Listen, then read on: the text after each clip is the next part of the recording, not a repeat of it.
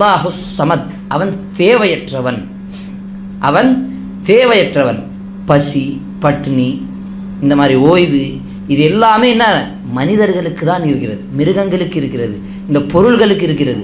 ஆனால் அந்த ரப்புல் ஆலமீனுக்கு கிடையாது. நாம் ஜீசஸ் என்று யாரை அழிக்கின்றோமோ அவருக்கும் இந்த தேவை இருந்தது. குர்ஆனிலே சூரத்துல் மாயிதாவில் அல்லாஹ் கூறுகின்றான், கானா யகுலானி தஆம், அவர்கள் இருவரும் சாப்பிட்டார்கள். அவர்கள் சாப்பிடக்கூடிய விஷயத்தை எது குர்ஆன் பதிவு செய்து, அவர்களுக்கு சாப்பிடக்கூடிய தேவை இருந்தது.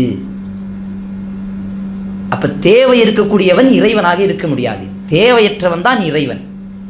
அப்போ அவர்கள் சாப்பிட்டார்கள் என்று சொன்னால் அவர்களுக்கு தேவை இருக்கிறது.